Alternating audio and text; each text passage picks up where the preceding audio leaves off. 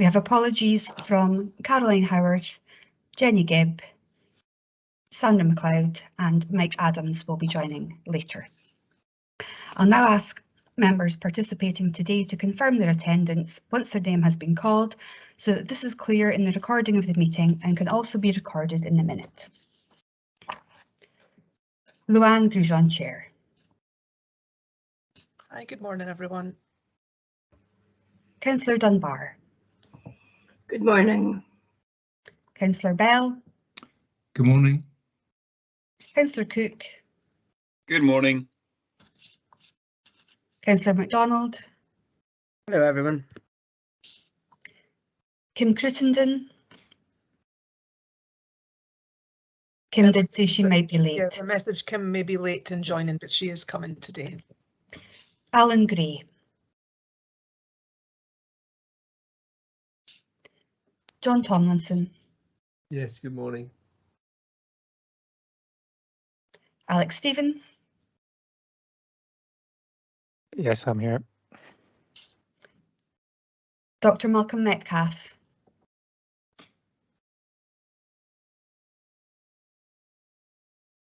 Chris Littlejohn.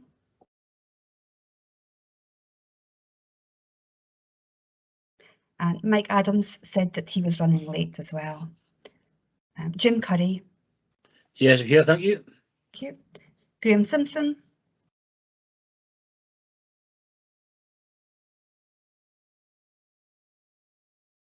Maggie Hepburn.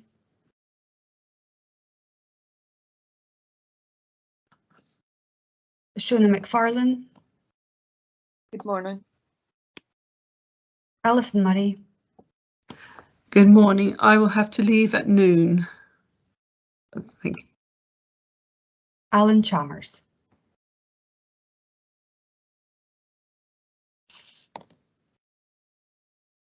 I see Alan Gray has just joined. Thank you. Yeah, apologies, I'm a bit of IT problems this morning, so I'm just switching over a second to my computer and start it back up. I'm joining today, thank you. And thank you, Chair. Thanks, Emma. So we'll get on. Welcome everyone to our March IJB. I want to start this morning by acknowledging that this may be the last IJB meeting for a number of people here today, including Alan Gray, Councillor Philip Bell and Councillor Leslie Dunbar, and possibly for other IJB members too. So it feels like an appropriate point to really just thank everyone who was on the IJB for being the critical friend to the executive team, for ensuring that we challenge and scrutinise plans, and for each person bringing their own unique experience and perspective to every issue which we consider. Whilst this means we don't always agree on everything, which I think is a really good thing, we are able to disagree well when needed, and the good relationships that we have across the IJB have meant we've been able to take brave decisions, and many of those decisions have helped improve the Aberdeen Health and Social Care Partnership response to the multiple challenges over the last couple of years. And I just wanted to highlight a couple of areas that when we look back on what we've achieved. In 2019, we approved investing in digital for our health visitors, which has led to a more efficient service for our communities. Rosewell House, our integrated care facility, is now operational and fully registered with HIS, and as a result, our delayed discharge has remained very low compared to other areas. Also, in common with most areas in Scotland, while there remains so much more to be done, our 2C redesign decision has meant we are now at the start of a journey to help create a more sustainable system of general practice in Aberdeen City. Also, our decision to redesign care at home, the result being the Granite City Consortium, and the partnership approach with Bon Accord Care has allowed care packages in the city to continue to be picked up over the winter when other areas have struggled to do that. So if this is your last IJB meeting, I do want to thank you for the unique contribution that you have made, and I hope that you leave with taking pride in what we have achieved as an IJB together. I do want to specifically also thank Leslie Dunbar, Councillor Leslie Dunbar, who has been the Vice Chair of the IJB. Leslie has been relentless in ensuring that we always consider the impact on our communities, and also relentless in ensuring we value and place real importance on the key role of social care and social work teams in all our considerations at the IJB. Personally, for me, Leslie has been a huge support, and Leslie, I wish you well in whatever you do next. Thank you very much for your significant contribution to the IJB. So moving on now to the agenda for today, we have important topics to consider. We have our financial position and our medium-term financial plan. All important that we consider this and maximise the period of time we have now to do the appropriate review and redesign to get that sustainable model in place for the future. We also have the commissioning of grant-funded contracts and our annual procurement plan, all to ensure we give stability and certainty to existing providers during these challenging times. I also want to highlight in my introduction something that's not on the agenda today. We had planned to approve the Aberdeen Health and Social Care Partnership Strategy today. However, this has been delayed to give the team more time to consider the feedback and ensure our strategy fully incorporates comments that we have received. It's really important to us all that this consultation is not a tick box exercise, but one where we review the strategy and take into account the feedback received. So I'm really supportive of this delay and look forward to receiving the final draft strategy in due course. You will also note that we have a short seminar once we've concluded our formal business today, which will be on the revised code of conduct, and that will be led by John Forsyth. I plan to factor in a comfort break around 11:30. Emma, hopefully you can help give me a prompt when we're around that time, and aim to finish the meeting at 1 o'clock today. So now on to our agenda and our business for today. Firstly, if I can go to declarations of interest and transparency statements. Does anyone need to highlight anything this morning? No. Okay, so we can note there are no declarations of interests or transparency statements. Determination of exempt business. Emma, can you read for me the reason for some items being exempt on the agenda today? Thank you, Chair. Under Standing Order 28.2, the IJB are being asked to consider items 6.1 and 6.2 in private, as both contain exempt information which relates to the financial or business affairs of a particular person, and terms or potential terms to be used in a contractual negotiation as detailed in the docket of those reports. These exemptions apply because, in view of the nature of the business to be transacted or in the nature of the proceedings, if members of the public were present, the disclosure of this information would be a disclosure to them of exempt information as defined in the schedule of the Act. Thank you. Thank you, Emma. Are people content to agree that this morning? Yeah. I will try and take as much of the annual procurement work plan in public as possible, and once we get to that, we can determine if we need to go into private for that item. Okay, I'll now move on then to we're having a short film today, and I just wanted to say a few words of introduction to that.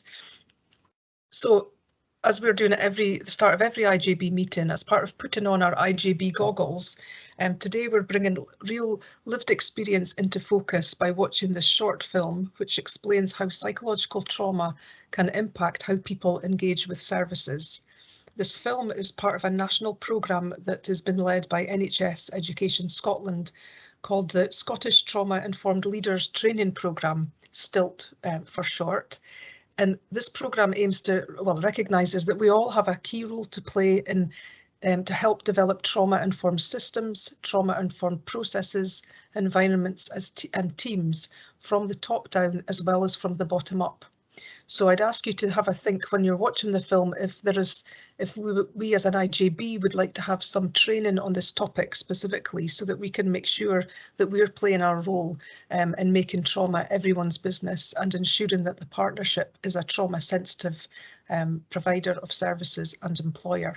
So I'd welcome your thoughts and feedback after the film. So I'm going to hand over now to Emma, who hopefully will have it all lined up, and we'll watch this film for about 8 minutes.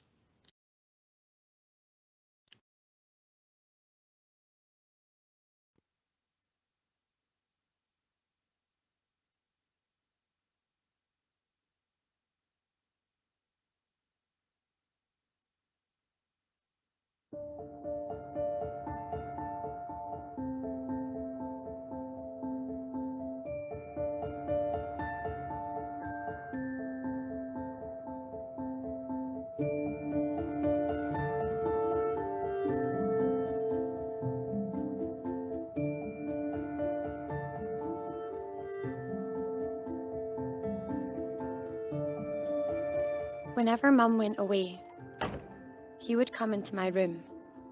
He said I made him do it, and that it meant he loved me. It always made me feel powerless, ashamed. I never knew when an argument would turn into a fight. I was always scared, always on edge, always had to be ready to defend myself. My late husband was very controlling, always put me down, told me what to wear or cook. He'd get angry if I didn't do things right. I had no choice or control. It made me feel useless. I had no confidence in the end. So I zoned out, pretended it wasn't happening. It's so difficult to trust people now. I just freeze and float away in my head when I feel powerless. Now I just get angry a lot, feel like I want to fight. Sometimes I worry I'm just like him. I find it difficult to do things myself, and I get really nervous when I have to talk to new people. I avoid them when I can. What we went through was traumatic because we were harmed, physically, emotionally, and felt like we were in real danger. Traumatic experiences can be things that happen once, a serious accident or assault. Or it can be where traumatic things keep happening, like physical or sexual childhood abuse, or domestic abuse, or relationships where you can't be yourself, where you're put down or bullied. It can make you feel powerless, trapped or betrayed. The sense of confusion, shame or fear can be overwhelming, especially if there is no one you feel able to tell. Even after it's over, it's harder to get on with life and feel safe. Trauma is more common than most people think. Almost 1 in 5 adults has experienced physical or sexual abuse in their childhood. And more than a quarter of all women have experienced domestic abuse. Some people recover after traumatic events. Some people aren't affected as much. Having good, safe, supportive relationships with other people can really help. But lots of people continue to be affected by trauma, sometimes long after it happened. For most of us, traumatic or adverse childhood experiences like these affect our body's response to stress, affecting our physical health as well as our mental health. The impact of trauma can also make it harder for us to learn and to realise our full potential. One of the most worrying things about the experience of trauma is that it can make us avoid people and places, even if they are there to help, like doctors, teachers, social workers, carers, colleges, councils, community centres, employers, advisors. Because most trauma experiences happen in relationships with other people, we can find it difficult to trust people or feel safe. And sometimes the way we react to help ourselves feel safe pushes people away and makes it even harder to get the help we need. It's like our brains learn survival tricks to get us through the trauma at the time, like priming us for danger. Making us run away. shutting down when we feel upset. It might look like we have a short fuse, like we're unfriendly, or we're just a bit absent. Anything, however small, that reminds us of that trauma can set off our own unique trauma response to protect ourselves, making us avoid the people and places that we need the most, like you. But there are things you can do to help me trust you enough so I feel safe and I don't shut down or avoid you.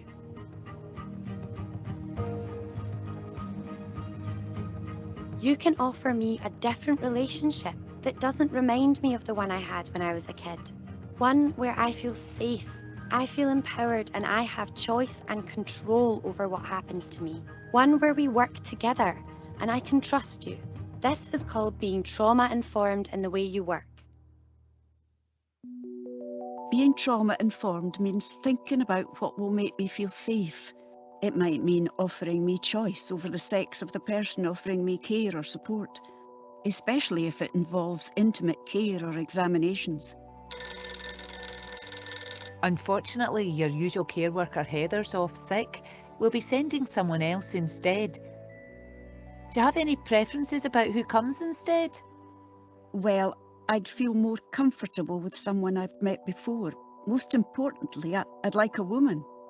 Well, how about June? She's worked with us for 3 years. If there's anything you'd like her to do that Heather normally does, just ask. Trauma-informed means empowering me to have control and take an active role in what happens to me. We know some people don't like coming to the dentist, so is there anything that you're worried about or scared of?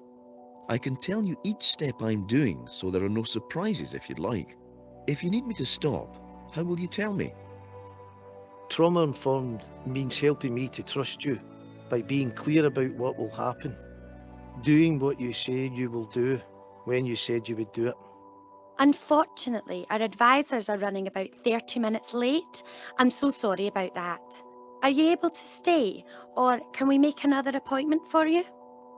Many of us at work will have had our own experiences of trauma in our own lives, or we might witness or hear about it in the course of our work. So the same principles apply to all of us. We all need to take care of ourselves by making sure we're safe and connected to the people and activities that matter to us. Can you think of anyone you've met or worked with recently that a trauma-informed approach would have made a difference to? Are there any trauma-informed changes you might make that could make a difference? So if you offer me safety and choice, if you collaborate with me and empower me and help me trust you, then you will help me work with you. Even if I only meet you once, even briefly, you can give me a different kind of relationship. One where I feel valued and valuable, connected and safe. And when that happens over and over again with everyone that I meet, I can learn that it's safe to make connections with people. It is those connections that we all need to access life chances and reach our full potential.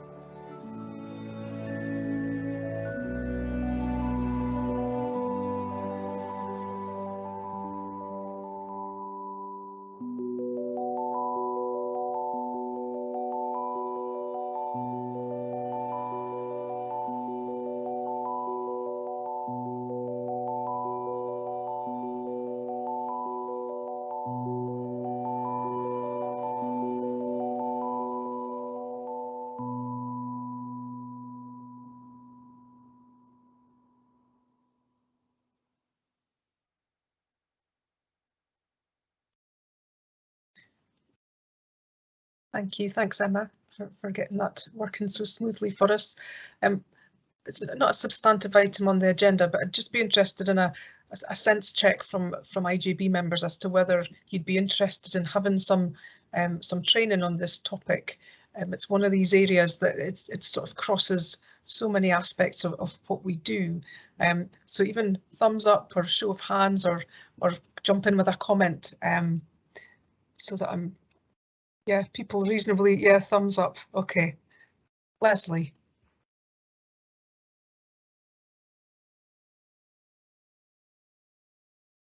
Thanks, Joanne. I think it's a really powerful film in terms of giving people a sense of the challenges that people that have experienced trauma are facing, and also I think just about how, you know, all of us really are part of a solution to that, whatever our experiences are as well. I think it's good that it's acknowledging that it's not just the people that we work with who may be traumatized. It's like, you know, we all may have our own experiences potentially as well.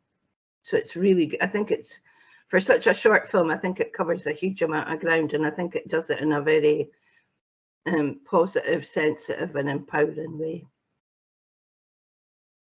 Thanks, Leslie. Yeah, I agree with that, and I'm seeing thumbs up and nods from people, so I can take that we'll take an action to look at getting a seminar topic on this. And I suppose the question for us, or the question that I'm thinking, is how do we make sure we keep this as an important topic on the radar around the IJB, and ask the right questions so that it remains, you know, we see it coming through in papers, but we also know that it's being trauma sensitive services are being delivered on the front line, which is the crucially important part. So that's really helpful. Thank you, and we'll take that away as an action from today. Okay, just to note, welcome Angela Scott, Maggie Hepburn and Graham Simpson. I see that you've joined us now. That's great that you're with us today. Welcome. And I see Mike Adams and Kim Cruttenden as well have joined us, so we can add those people to the minute today. Welcome Kim and Mike. So now on to the board meeting from the 15th of December, which is in your pack, pages 3 to 12. Are people first of all content with that as an accurate record of the meeting? Yeah, thumbs up. Thank you, John. Thanks, Philip. Do we have any matters arising from that minute that anyone would like to raise this morning? No, I'm not seeing anyone raising anything. Okay. We'll then move on, so we'll accept that as an accurate record, and we've got no matters arising to follow up. On to the draft minute of the Clinical Care Governance Committee of 22nd of February. Leslie, you were chairing that last meeting. Is there anything you want to highlight to the IJB today? We did have some discussion. It is there in the minute around, you know, communication, particularly social media, in terms of some maybe more negative stories that we've seen recently, or potentially some of them are incorrect, not just negative. So there's not really a reference to that. I realise it's quite recent that obviously the Clinical and Care Governance Committee met, but I just wondered about if we have a chance to you know, think about how, you know, how we're going to deal with this at the IJB itself.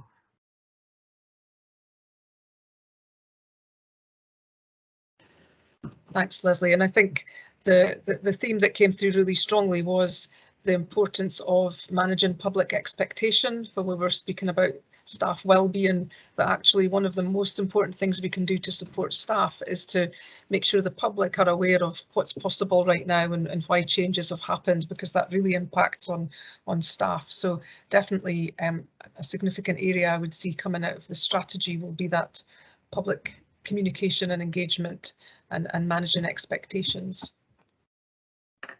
Does that cover, Leslie, what you were, and doing that in a range of medium, not just press, but social media and all those other places that people get information from? Yeah, I think also maybe that we have Stella Evans in post as well now, so that may help in terms of, you know, the kind of ongoing information campaign, if you like, that it needs. Yeah. Public information. Yeah. Thanks, Leslie. I see. I'm not sure which order. Let me have a look. Mike, and then Alec. Yeah, thanks, Luann. Just a comment. I totally agree with what Leslie was saying there, but for me, on top of that, there is the speed of communication, because with social media, being honest with you, if I gets out there first, makes it then very difficult to redress the balance. I hope that makes sense. So there is a bit about the speed and accuracy of communication that we get out there. Yeah, absolutely, Mike. Absolutely. Alec? Yeah, I was just going to say, and it's picking up on Leslie's comment there, that you would have now got Stella who's around about that and has got the permissions for the social media account. So we are actively looking at that as a leadership team, and certainly we'll be picking up on the comments and how to get that information out there quickly. We're also looking at our internal communications to staff as well, and starting to pick those back up and get that sorted as well. So I take the points on board. They're good points, and we need to respond to them, and we will do so. Thanks, Alec, and I think you can be sure that IJB members will be coming back to this as a recurring and important theme, so it's good to hear, and welcome Stella to the team. We'll now move on then to item 4.4, which is the business planner. Alec, do you want to introduce the business planner today? Yes. In relation to this meeting, the papers that were requested are on. As you highlighted in your introduction, the strategic plan one's been delayed to allow further consultation, and we kept the consultation period open to the 31st of March just to see if we could get more responses coming in, and that'll give officers a chance to pull together a more detailed document around about the strategic plan, and I'll probably touch on that a little bit in some of the financial work that we're going to do. I've also been through the June meeting with the chair and vice chair, and we could see June it was looking quite busy. So there's a few of them on there that we're looking to either defer or delay, defer or delete. Sorry, and I'm happy to take any comments back around about that. The couple, if we go further forward, so there was one in relation to the workforce plan, so we are looking to bring that one forward at the request of the IJB, and we're working on that basis. That's all I was going to say, Chair. I'm happy to take any comments or questions. Thank you, Alec. I'll open that up for folk if you've got any questions.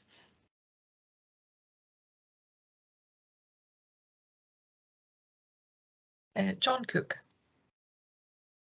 Thanks, Lauren. Yeah, just to say on the delay to the strategic plan, I think that's eminently sensible, because I think with lots of consultations by any organisation anywhere, you'll always get someone saying it's a tick box exercise.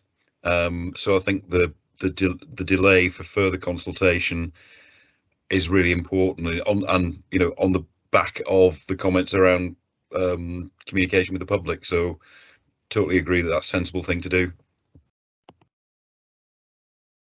Thanks, John. That's really helpful. John Tomlinson. Thanks, Lauren. Just Alex, the workforce plan, which meeting is that coming forward to? And am I right that needs to be in a linked plan with the council and the health board as well? And I think the timing, as I understand it, is around about August for submitting something. Does that ring a bell for what you're thinking? Well, we are looking to bring that one back to or move it into August. So it was the 30th of August. I wasn't aware that there was a deadline to kind of consolidate with the council and the NHS. If that's the case, then we can have a look at that and see what we can do to achieve that deadline as well, if that's something that's coming through. But certainly we will be talking to partners about the workforce plan, ensure that it does cover all bases, and you know, we're working closely with the partners on the plans as it is at the moment, especially around recruitment, where, you know, we've kind of taken a cross-Grampian approach recently in regards to some of that. So we'll pick that one up, John, and we'll see what we can do. But yeah, we are looking at August at the moment. I'm not sure we could bring it forward any closer, and if there is a deadline around about August, then we may need to put a draft in or something like that, because our meeting's on the 30th of August, I think, so it was quite late in August if there was someone else to go in. I see Sandy's put his hand up. Sandy, did you want to come in on the workforce plan? Yes, thank you, Chair. It was just to give the IJB assurance. We were meeting this morning actually with the various partners, the 3 health and social care partnerships and NHS Grampian, and broadly trying to collaborate as much as we can, potentially have our own plans, but collaborate as much as we can on those plans. For example, in areas of topics of recruiting people to Grampian or attracting people to Grampian or helping retain them in Grampian. And we believe within the next few weeks a national plan, a workforce plan, is due to come out. So we are working as closely as we can, albeit specifically we'll want our own plan, but we're doing it in full collaboration. I just thought I'd assure the board. Thanks, Sandy, that's helpful.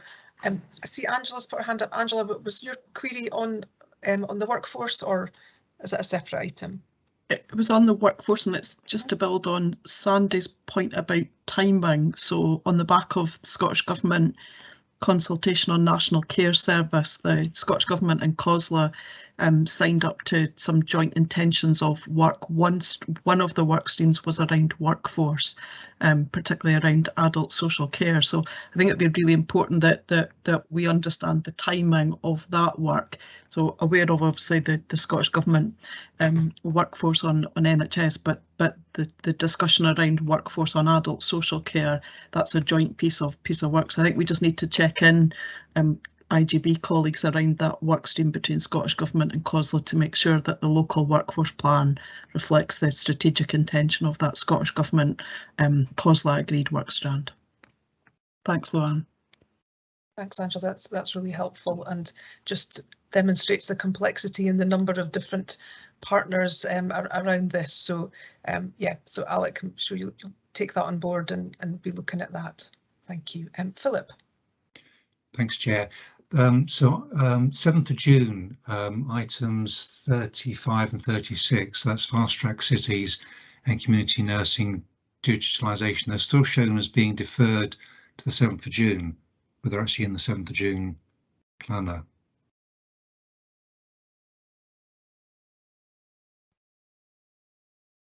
Okay, Alec, do you want to come back on that? Does that just needing an update? You're still on mute, Alec.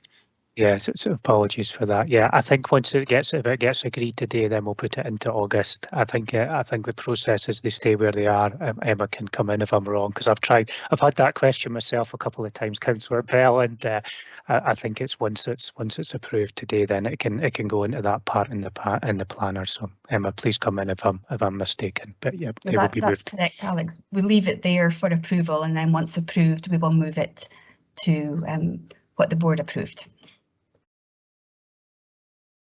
You content? Does that answer your question, Philip? No. I'm a bit confused. So it's actually showing it deferred to that time. So we're going to approve it being deferred to that time. Then the deed gets taken off, does it? Do you see? So it's actually on the 7th of June planner, and it's saying deferred to the 7th of June in the 7th of June planning section. Doesn't make a great deal of sense. I can't understand what you're saying, but okay. So I understand. So it's already been deferred. So it was deferred from potentially it might have been the March meeting that those two have already been deferred into June, and now they're going to get deferred again into August. And once the approval's agreed today, then they'll move into August. So it's basically they've been delayed twice. okay, and that is a bit of a shame with fast track cities, but I understand now. Thank you. Yeah, thanks, Philip. I think we were keen to do as much as we could in June, but we were needing to take care to balance having an agenda that was manageable for the day, particularly with awareness that we're going to have new people at that meeting as well. So that's what we were trying to do, just space out the topics. But yeah, fast track cities is an important area for us to be looking at. Okay, I'm not seeing any other hands up. So are we content to approve the planner as we see it, and Alex can do the necessary amendments and hopefully get us caught up with some of the delays we've had over the winter period. Okay, thank you everyone. So now on to the Chief Officer's report. Alex, is this back to you? But for this one. Yeah, I mean, I wasn't going to really say too much around about this one. It's a detailed report because there's been a number of things going on in it, and I hope it sort of crosses some of the gaps in relation to maybe not have not had meetings so often over the last couple of months. So there's a lot of information in it. There's various members of the leadership team here who will answer any questions, and I'm just going to leave it like that, I think. Thank you, Alec, and I would welcome Kay Dyack and Ross Baxter to the team, who are noted in the Chief Officer report. So good to have Ross and Kay with us. Open that up for any questions or comments from people today.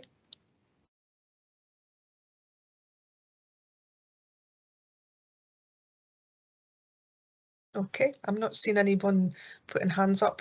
Leslie.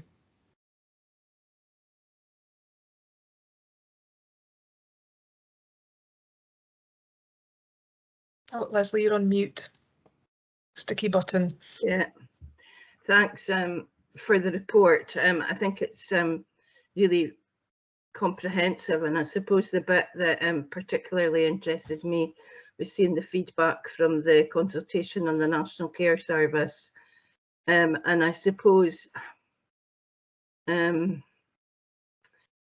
the kind of extent to which there is support going forward with a National Care Service when it's not necessarily a view that everybody supports, in terms of, let me think. So I'll give you, maybe I'll just give a very specific example. There's a reference, I think, at one point at page 31 about, you know, the percentage of people that would want to speak to a GP with regard to care. And, you know, that's just not a way that I would have thought of, you know, that a lot of the public would want to do that, that it would be much more about going to care managers or, you know, potentially other staff, depending on whether it's a physio or a OT practitioner, or, you know, there's a range of other staff. So I suppose there's a kind of dissonance, if you like, from where I'm sitting with some of the, you know, very high percentage of feedback that was coming back in, and I just, it's difficult, you know, to get a sense of, you know, where people are, if you like, that have responded to this.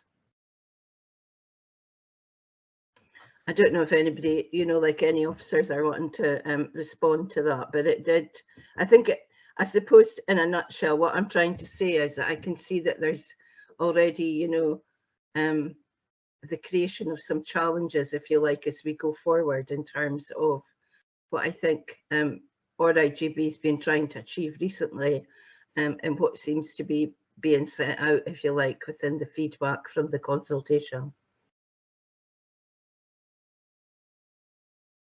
Thanks, Leslie. I see Angela's got her hand up. Angela, do you want to come in on this point? Yeah, thank you, Luann, and thank you, Councillor Dunbar. Just I guess for the for clarity and situational awareness for members of the board. Clearly, the Scottish Government had commissioned the independent panel to do its diagnostic on the system, and from that diagnostic, then it's informed the consultation. And then government has obviously analysed the responses to the consultation. We understand that a draft bill will hopefully be laid before the summer recess. Meanwhile, Scottish Government colleagues are undertaking a huge amount of further work, I think, to inform the diagnostic, and in particular work around understanding current user journeys and recognising that there is variation across Scotland, and that each IJB is at a different stage of that journey. So I do think there will be an opportunity for each IJB obviously to respond to the draft bill when that comes forward. I think the more that we understand and can articulate where we've made the shift in terms of our customer journeys, and in particular some of the diagnostic from Feely. So in particular, you know, he was critical around commissioning, but our IJB has made a lot of progress on commissioning, particularly through the Granite Consortium, and I understand government colleagues have been looking at Granite Consortium as well. So I think the thing is for us to focus on our response to the draft bill when that comes forward, make sure, as we did in our previous response, make sure we're showing off the work of the city's IJB board and actually our own diagnostic against the diagnostic that was done by Feely, and show actually some of the really good development that's taken place. As I understand it, in terms of timeline, draft bill will be hopefully issued before summer recess. that there'll be a year of parliamentary scrutiny and further opportunity, I guess, for all IGBs to engage in that process along with officials. And I think the hope is that there will be further co-design between Scottish Government officials and officials at local delivery partner level, and that by the time that we get to Royal Assent, which will be sometimes autumn 23, that following that Royal Assent of a primary piece of legislation, that I think it's expected that there'll be a whole series of further secondary legislation, which I think would get into some of the detail and the points that you're raising. And again, I think that there'll be plenty of opportunity for us to engage and to give feedback. So I think the more we can support the government to understand both the problems in the design of the current system, and that's kind of twofold, I guess. The design of adult social care, which has been incrementally designed since 1948 and was designed to be very different than the health system, which was free at the point of delivery, and adult social care was never free at the point of delivery. So I think the more that we can inform government around where the problems are in the system and what the potential reform can look like, I think that if we take that into the parliamentary process, both at kind of official level and in terms of officers working behind the scene, then I think we can have a lot of opportunity in order to inform. And again, what I've heard government colleagues is, describe, we have a national education system in Scotland, but within that there is variation. There is a standardisation of standards and so on, but there's still scope for variation and innovation at a local level. And my understanding is that's kind of some of the intention behind what's government trying to do. So I think that, of course, one of the risks is that the innovation and the path that all IGBs have been on at the moment stops because of the expectation of national gain. Again, what I've heard Cabinet Secretary and ministers describe is to not stop the system and the journey of reform that we've been all on. So we must continue to kind of move forward on improvement, being informed, I think, by Feely's conclusion and our own assessment, as you've rightly said, Councillor Dunbar. So my hope is that when we bring that strategic plan back to the board, we're then being really clear about our intention to continue the reform agenda that we've already been progressing, both in terms of adult social care, but also importantly the integration of health and social care as well, so that we can give Scottish Government the reassurance that we're not stopping and going into a hiatus because there's a kind of proposed primary piece of legislation to come forward. And conveniently, your strategic plan is due to cover a 3-year period, which potentially would take us up to the period when an NCS would go live. So I think that there's the consultation is what it is. It reflects a whole range of different opinions. I guess the challenge is then how that comes forward into the design. But I do think, Councillor Dunbar, the more we're able to articulate where we're at in our journey and where we want to go to next in terms of where we're seeing the opportunity for improvement, then I think that's of value, and to use the strategic plan refresh in part to do that.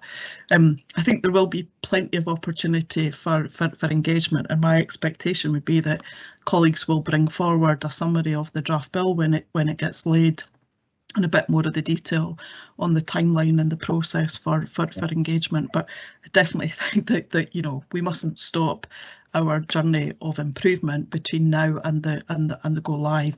And the impression that I'm getting is certainly government officials and political leaders that are interested in seeing the good examples. So again, I think there's an opportunity in our strategic plan refresh to make sure that we are showing all of those examples.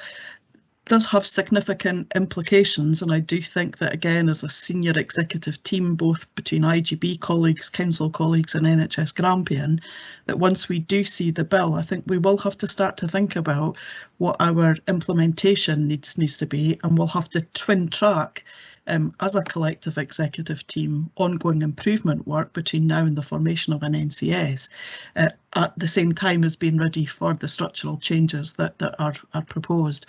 And I think the question for me becomes around whether that will be done for City Council, or whether it'll be the 3 IJBs in Grampian, and the determination of that, in my mind, is based on whether government determines that the reformed boards will cover the Grampian kind of boundary as distinct from the 3 council boundaries at the moment. So there's a big programme of reform for us to support at a local level. I think once we see the proposals in the bill, I would expect that officers will come back, and certainly there's a discussion about how we would do this on a potential Grampian and coordinate it on a Grampian, as well as the kind of 3 IJBs that sit in there. Because of course within all of this are quite significant potential changes to the whole area of public protection, both child and adult protection.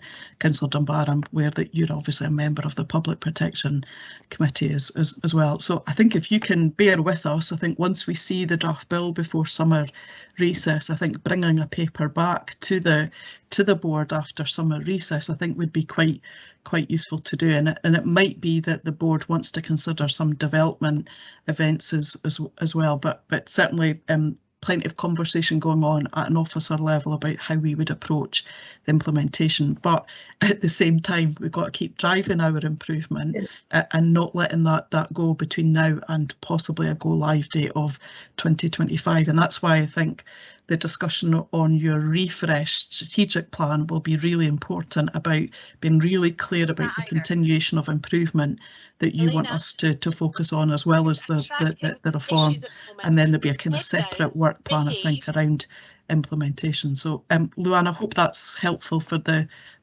board, just to give you a bit more of a situational update on where the government is. Thanks, Angela. Very helpful to get a better sense of the timelines that are involved and the different points that where we can influence and show the good work we've already been doing in Aberdeen, but also, like you say, make sure that we keep going with our ambition that will be in our strategic plan, but at the same time have that twin track approach, so that we're making all the necessary plans so that when the structural changes that are going to be required, that they can happen you know, as smoothly as possible, I suppose. So yeah, very helpful overview. Thank you for that, Angela. Just as a matter for practicalities, we've put the Chief Officer's report has got National Care Service as a standing item on it, but do take Angela's point that it may be that there needs to be a specific paper once the draft bill is published in June, but we'll keep it on the Chief Officer's report anyway, just for update on where progress is on that. Leslie, did you want to come back on that? Your hand's still up, or no? Yeah, it was just to thank Angela. I think that's very reassuring in terms of what she was outlining there. So it's very welcome, I think, because in a sense this has come upon us maybe a much more quicker timeline than we'd maybe anticipated. You know, at the point we were doing the consultation last year. So yeah, it is of course very important that we continue to move forward. Yeah, thanks Leslie, and thanks Angela. I'll bring in Mike now. Mike. Yeah, okay, thank you.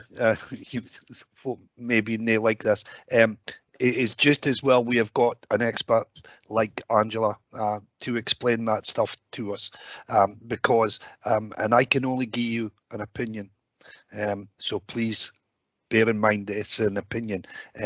There are so many if, buts, whens and attachments to the government that the majority of public and staff, I am quite sure, will have lost the will to live before it actually comes up for proper discussion, and therefore trying to invigorate it at that time is going to be a challenge in itself. And there are so many different variations. It's totally different when you hear it from, as I say, an expert like Angela, to the variations that you will get gone out before then.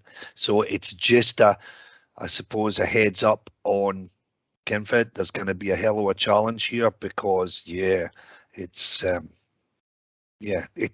I said. Sorry. Thanks, Mike, and your points are always well made, and it's that reality check of just where people's heads are at and what people are able to absorb. So yeah, we're going to be really leaning into our executive experts, including Angela and others, around helping us navigate through this quite complex picture over the next few years, but with an absolute clarity as an IJB that we've got work to be done in the next 3 years that won't stop, regardless of structural changes. So thank you, Mike. Your points are noted. Leslie, your hand's still up. Was that from your earlier comment, or? Yeah, okay. Thanks. That's been a really useful discussion on the National Care Service plans. And as I say, it'll be on the Chief Officer's report as a standing item, but we'll take a paper as appropriate and be guided by our executive experts on when the timing of that one. Okay, if we can move on, then we're happy to note the Chief Officer's report and the information in that. We can then go on to item 5.1, which is financial monitoring Q3. Alec, over to you. Thank you, Chair. Yeah, the financial position, or the underlying financial position, once we remove the requirement for the COVID funding, hasn't really moved much from where it was at Q2. There's been between a 700 and £1 million movement, but certainly it's not a major change. Most of our services at the moment are underspending due to recruitment challenges within the city, which feeds back into the discussion we had about the workforce plan earlier on today. And we're confident that the funding that we require from the government to cover the costs of COVID will be received. In fact, it has been received. I would say that the position I've tried to keep the position reporting in the same way as we reported in September, so that there's some consistency in that view, and that what we will be looking at is an increased underspend in the last quarter because of underspends on some of the winter projects, which we knew were going to be difficult to spend within the time frame that we're given, but also additional funding coming in from the Scottish Government in the last quarter will increase the underspend substantially. So that's the basis for behind what I was going to say just now. I'm giving you forewarning that when the paper comes in April to the Risk Audit and Performance Committee, I expect to see a significant underspend on services, and our reserves will increase. Thanks, Alex. I'll open that up for any questions on that item on our Q3 reporting. Mike. Hi, thank you, Alex. Thank you. Comprehensive report as per normal for you.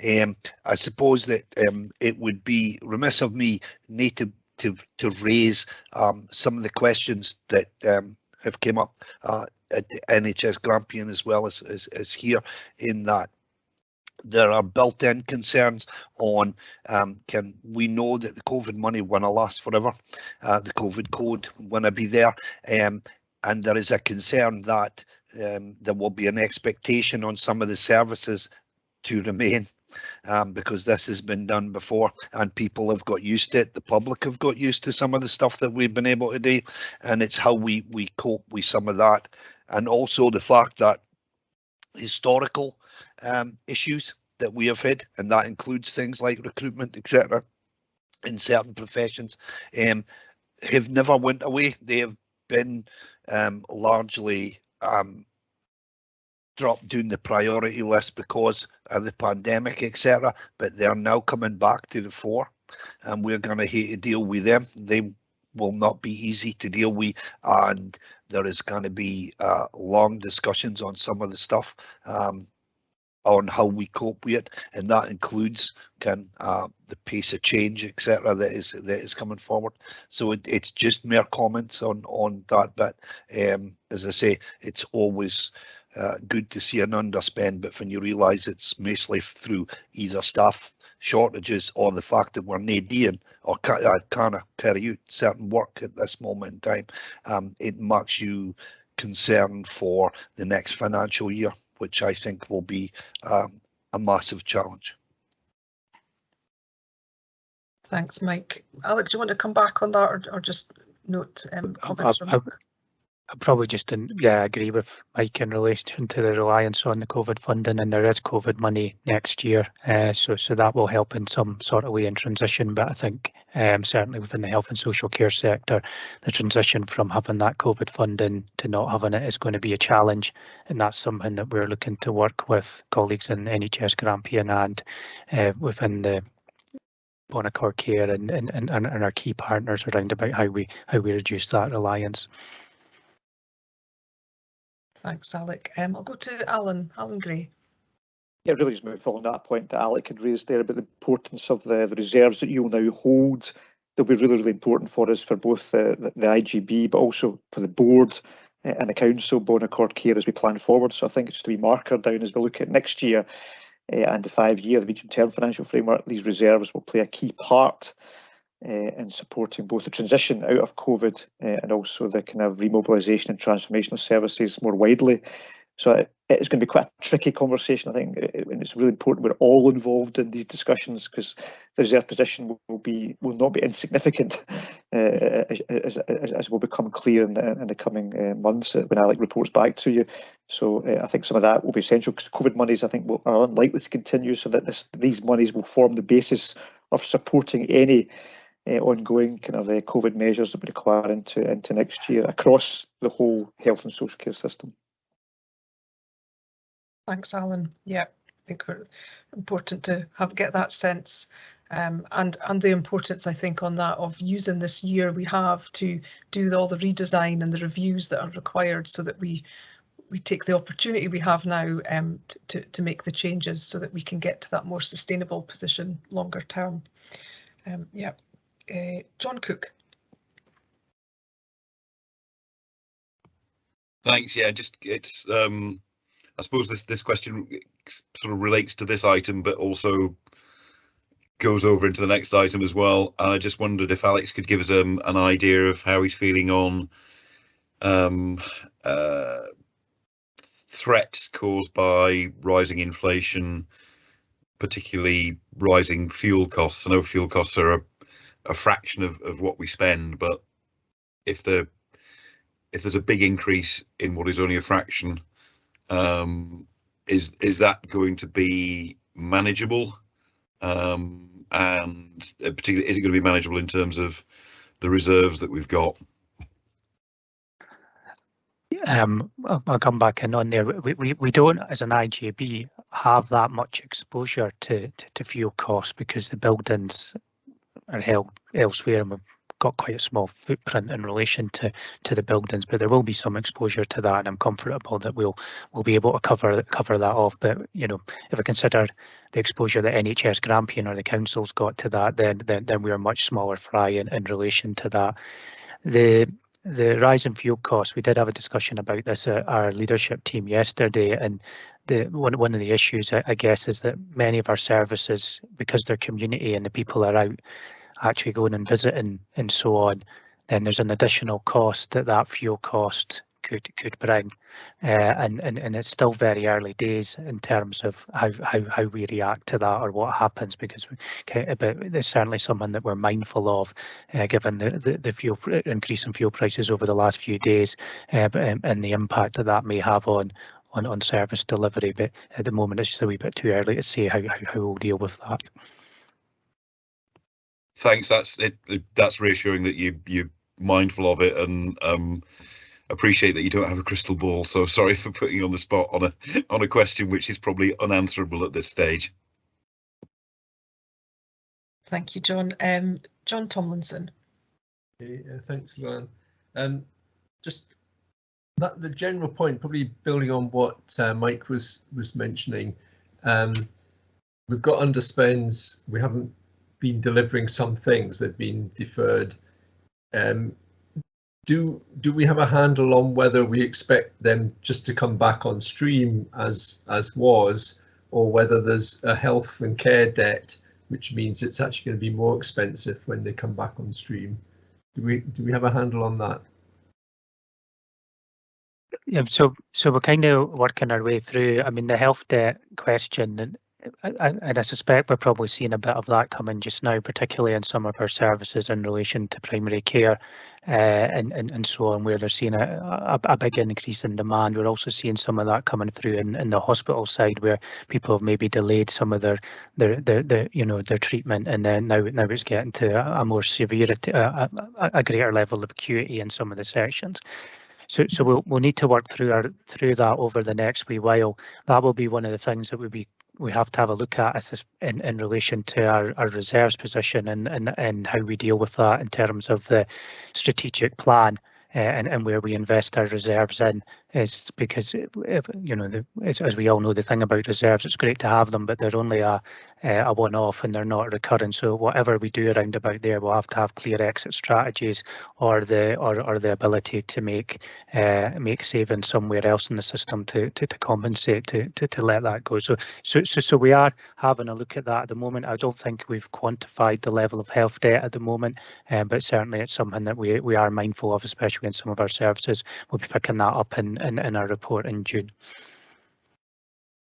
Okay, thanks, Alex. I've got one or two questions on page 45, and it then links across to the kind of risk on page 55, but they're quite specific about GMED and learning disabilities. So maybe in the interest of time, Luann, I'll go to Alex separately and just ask about those, just to clarify my understanding of it. Okay, thank you. Thanks, John. That would be appreciated. Thank you. Okay, Angela, and then Mike. Thanks, Luann. I just wanted to go back to Councillor Cook's kind of query and maybe just take a different perspective on that, Councillor Cook. So I guess what I heard you kind of querying around is about the impact of the cost of living, and particularly then in the context of budget pressure. But I guess the reality is that cost of living increase that we're seeing, and exceptionally high increases, is going to push more and more people into poverty.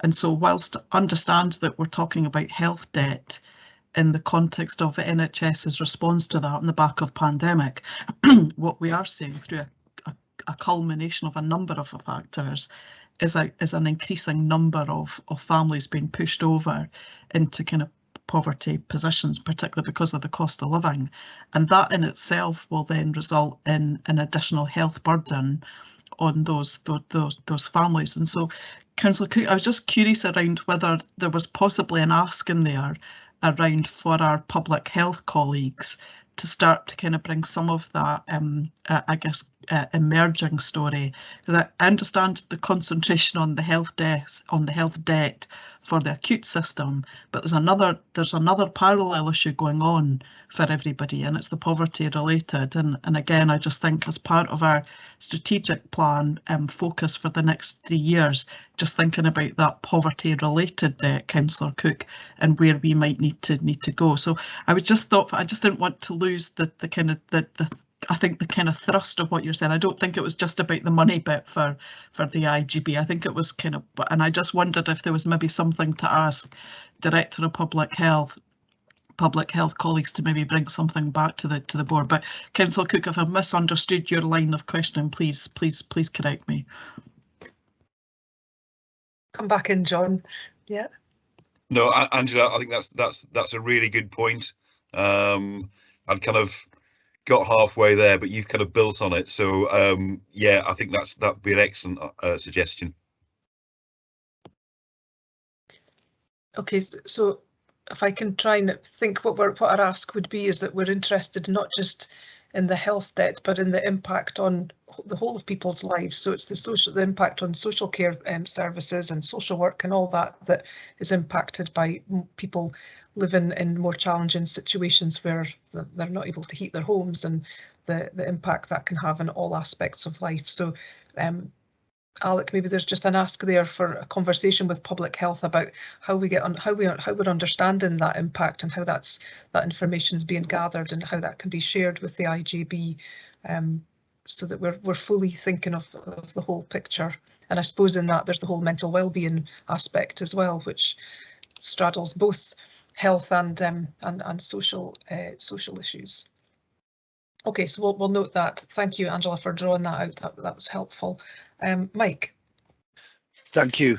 Going back to John, John Tomlinson's question that he had. So the concerns that we have raised previously, number one, the health debt is actually overall, it's not just the acute sector, it involves our services, and it ties in with, I was meaning, John, which was about the the historical issues, because we have now got a considerable amount of services that, because they are trying to go back to doing everything rather than just critical services, we are finding that they cannot cope, and that is mainly due to staffing issues.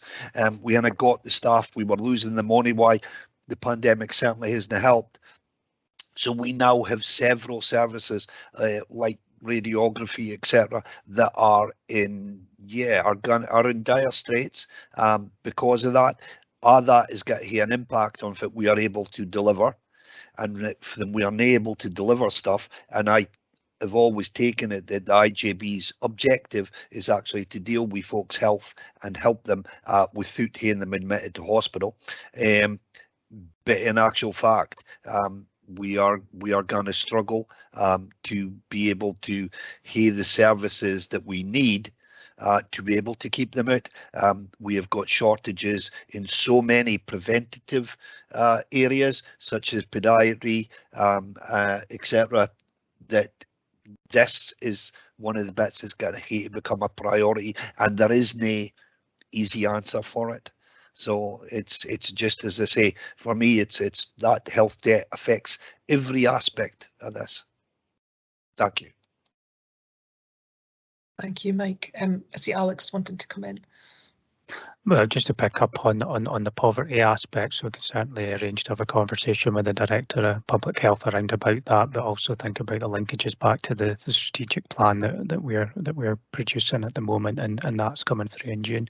And I guess the other point I would make is in relation to Mike's point, is that we're very mindful of the health debt in the community, especially around our EHP services, and that's something that we'll need to consider, and that may be an area where we potentially need to invest on a short-term basis, but we should have a better understanding of that at that point in time. But the point Mike makes is well placed, that there's significant money coming across the public sector service system to health and social care, and we're fishing for staff in a pond that keeps on getting bigger and bigger, and therefore so trying to attract people to the northeast is going to be different, which is why we might need to think about different ways of tackling that health debt than the traditional kind of staff-led or person-led model. So it's certainly something that we'll be thinking about as we develop our plans from the strategic plan. Thanks, Alec. And I think I think it's important that we're really sighted on what the real risks are. And although there are no easy answers, it allows us to make the right decisions and make sure our strategy is going in the right direction, and that our workforce planning is based on the reality of the situation. So yeah, really helpful conversation today. John Tomlinson.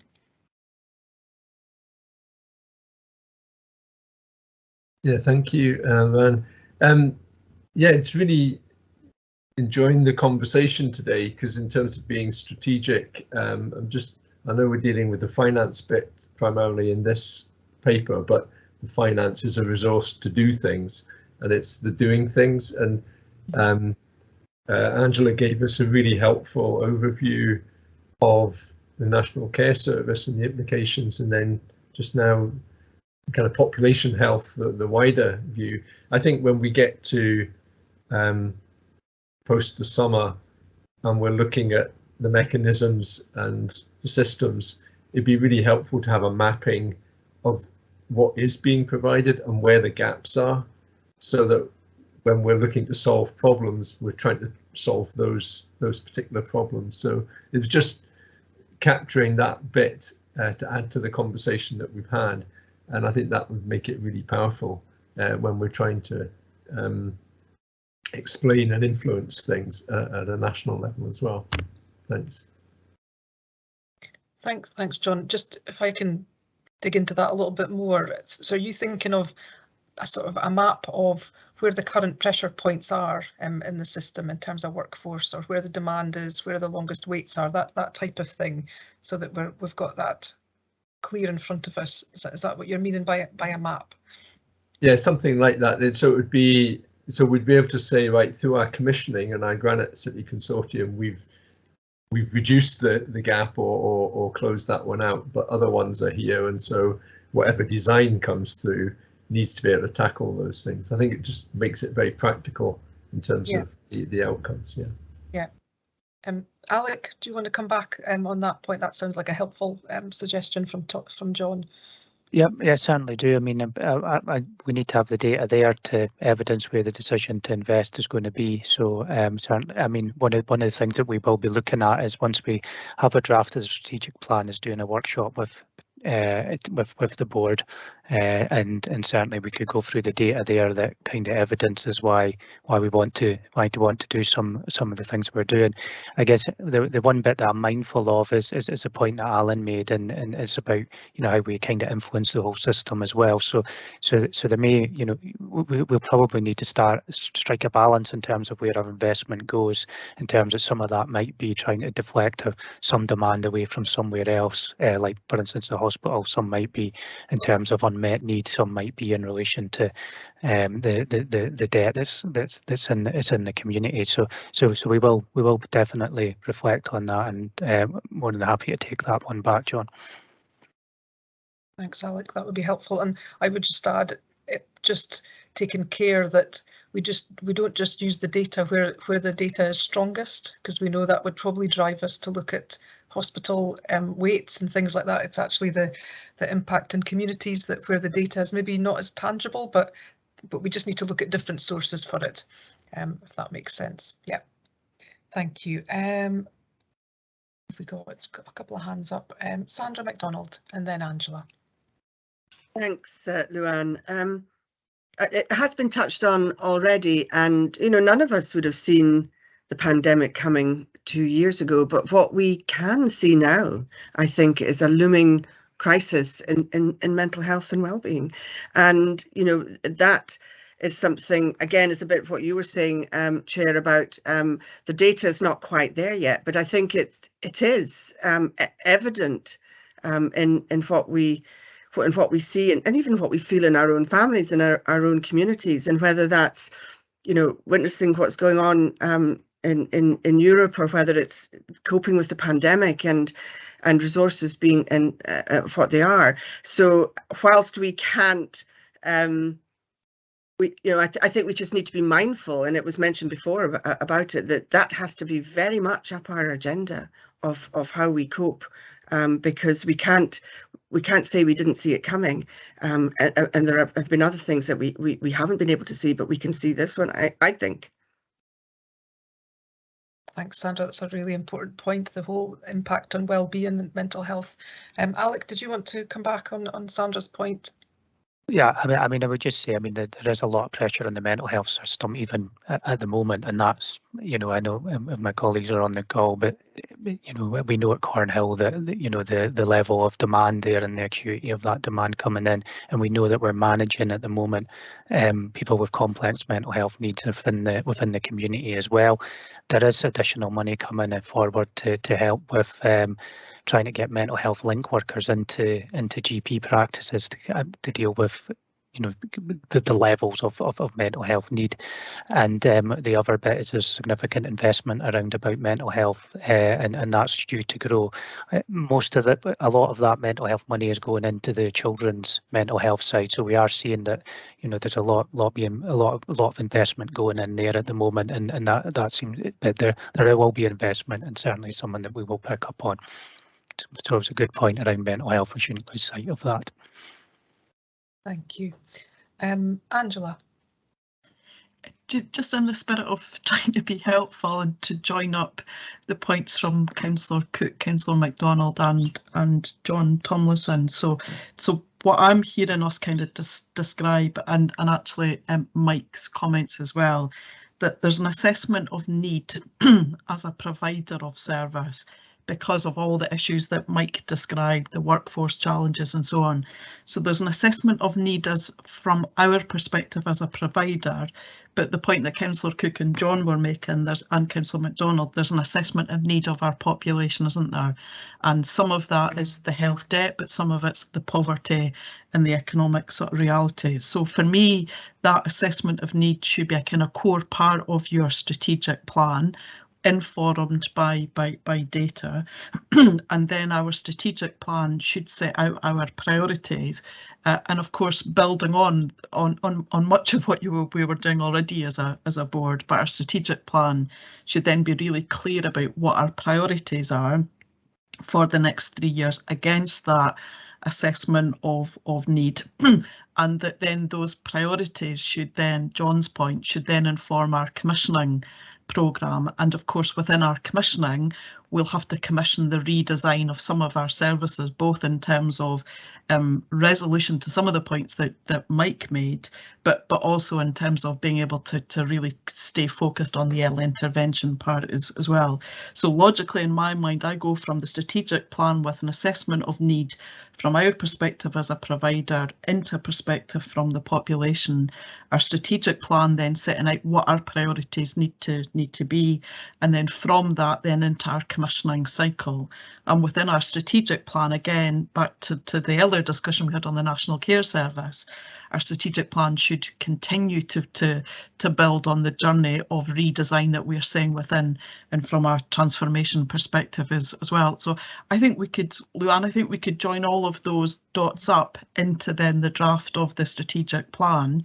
And as Alex said, I think to share with members maybe some of that assessment of need data, and maybe that's for in part the Director of Public Health to do with us. And I think, you know, there's a role for Director of Public Health to put an assessment of that need within the strategic plan. So if board members were content, I think we could take today's conversation, try and relay that into the strategic plan, and then bring the draft strategic plan back to the board with the Director of Public Health to then talk about that and to then make sure that our priorities are clear. And John, then your point about then our commissioning, so what we commission both of ourselves and of our kind of partners, and particularly again bringing it back to the NCS to make sure that we're continuing to challenge ourselves about our approach to commissioning, and again judging it against Feely and also building on the Granite Consortium and the work that we've already done. So for me, Luann, I can join all those dots up in my mind, but that's just maybe the way that my mind works.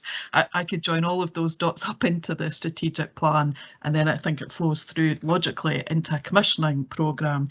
And then of course it has to link to money, unfortunately, and that's Alex's kind of job, I guess, so he's got his medium-term financial strategy here. I think that's really helpful. Also thoughtful around it. I was at a session yesterday where Kate Forbes, Cabinet Secretary, was talking, and government intention is to produce a spending review in May, which will take us to the end of the parliamentary term. So these discussions that we're having about money, clearly the government are also thinking about that, thinking about where resources going to have to shift. So logically, in my mind, if we've got our medium term, it's right to sign off on that when we're signing off on our budget.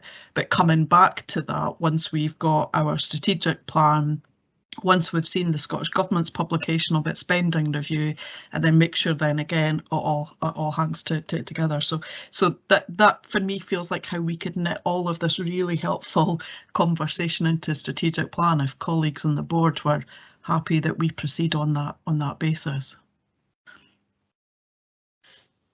Thanks, Angela. And I think what I'm reflecting on is that some of the work with the assessment of need we did last summer when we were doing the work and building up the strategic plan, but that feels like quite a different point in time to where we are now with what we know about the National Care Service. So Alec, I don't know if you want to come in at this point. I suppose I've got in my mind our target for the strategy coming back for approval would be June, and whether I don't know if we want to make a decision today, but I've got a question as to whether that's a realistic timeline or whether we need to take a bit more time to work through the change in landscape to cover all the points that Angela's raised there about, you know, to improve our understanding of our assessment of need from a provider point of view, but also what the population needs are, which we couldn't have known that much about the end of last year when we did the initial work on the strategy. So supportive of taking that approach, but just thoughtful as to we may need to reconsider timeframes. Alec, do you want to come in? Oh, Angela first. Sorry, I mean, I'll maybe kick off and then Alec might want to kick in. Again, just back to the discussion we had on the NCS and the reality of all of our commissioning and our supply chain needing the strategic plan and given that clarity. So for me, I think it would be important that we are working to sort of May, June to get the strategic plan. Selfishly, from a children's point of view, of course, on the children's services, which are predominantly on the council side, then the relationship to the IJB strategic plan is really important for us.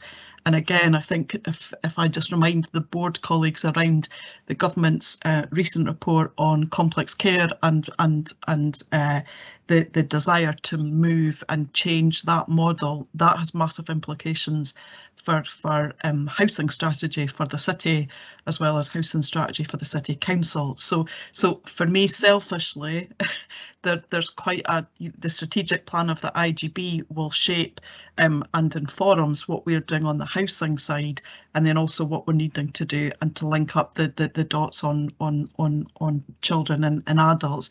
And I'm keen to make sure that we're really clear as a whole system around what the improvement is that we're collectively seeking to do between now and the NCS, so that by the time, so if we're then clear about what the government wants to do around bringing all of this potentially together, that we're in a really good shape for what then would be lifted and shifted over into kind of reformed kind of governance model. So for me, Luann, selfishly, trying to get some pace around this so that we're clear as executives what your priorities are between 22 and 25, and then we can kind of crack on with the implementation. But I recognise that's a very selfish ask of the board, Luann. So you'd reflect on that. Sure. Alec, do you want to come in on thoughts? Do we proceed but look to get the data in from public health and just make sure that we're considering the right data and we've got a good sense of the population needs right now, and we're tying in the National Care Service to our strategy? Do you feel that's all?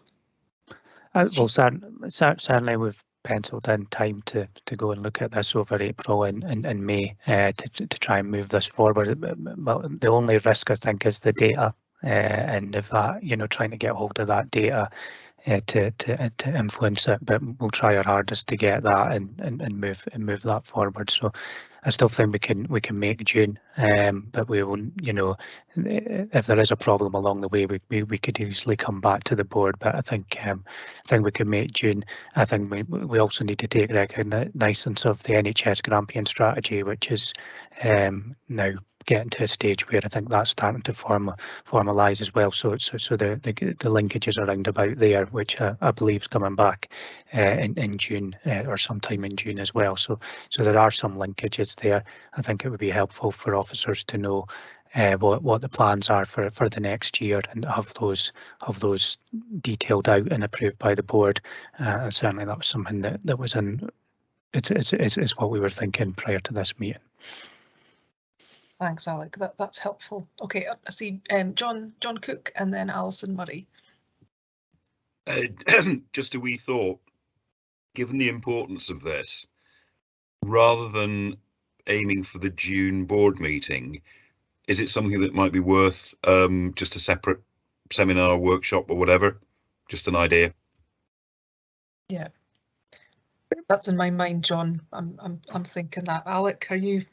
Yeah, definitely. I mean, I'm not going to bring. I mean, we might need 2 workshops. I don't know, but we're not going to spring this on you in June. So we will do a couple of workshops around about that to explain the data and explain what's driving how the data is driving the priorities that we need to consider and invest in. So I'm certainly happy with doing a couple of workshops and having those conversations. Thanks, that's helpful. Alison. Yes, it's quite interesting hearing about how the strategic plan stuff all links together to feed into where the priorities and where the funding needs to go. I'm conscious of the fact that we're now a year out of date in having a carer strategy, and so there isn't a carer strategy which considers the impact of the pandemic at all. The previous one predates the pandemic. So I'm just a bit concerned about how the strategic plans are all going to incorporate the needs of carers arising out of all the pandemic and all the impact of the changes that have taken place there on carers, when we haven't actually got a carer strategy which considers carers, considers the pandemic. Thanks, Alison. I'll see Alex got his hand up. You want to come back on Alison's question? Yeah, I mean, carers will certainly have to feature within the strategic plan, Alison. I mean, I think that's, critical. It also picks up on some of the stuff that was recognised by Feely around about support for carers and so on as well. So there are strong links there. I think one of there's a couple of documents that are due to come out in the summertime around about. We're not sure on the actual dates at the moment, but they may impact on the carers plan. So and therefore that was why that one's been pushed back a little bit to later in the summer. But we potentially want to reflect on what those documents are in that, but we won't lose sight. And I think what that gives, the carer strategy needs to link with the strategic plan. So as long as there's a strong link there, which I'm sure there will be once we get the final strategy, then there'll be a linkage there, and that carer strategy can come along at that point in time. I think your point about the impact of carers on the pandemic is a good point, and it may be something that we need to try and identify some data on during this data trawl. So I think the linkages will be there in there, but certainly carers are very much forefront in our mind, and there are strong links between our strategic plan and the national and the Feely review. Thank you. Thanks, Alex. Thanks, Alison. Shona. Hi, I was just add on to Alison's point that, relating back to mental health again, there are going to be issues obviously with carers perhaps now with mental health problems as a consequence of the caring duties, obviously being in a confined state due to COVID. So I would just like to make that point that is going to have a massive impact regarding the mental health aspects, and also in the pandemic, and linking that all through to the mental health services. So just wanted to make that point.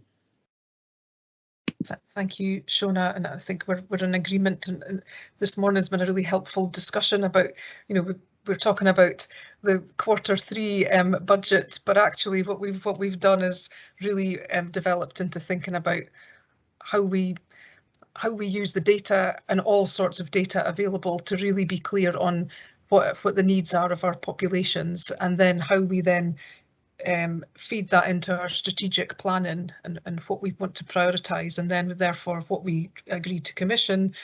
So I think it's been really helpful, and it sounds like there's a bit of work for us to do in a seminar setting before we're going to see the strategic plan, so we've got clarity on where we see the needs being, whether that's mental health, the impact on carers, all the other impacts, social and health, that the COVID pandemic has had on the population, and then the strategy will sit above that, will make sense because we'll have all that clarity on the needs. So yeah, very helpful conversation.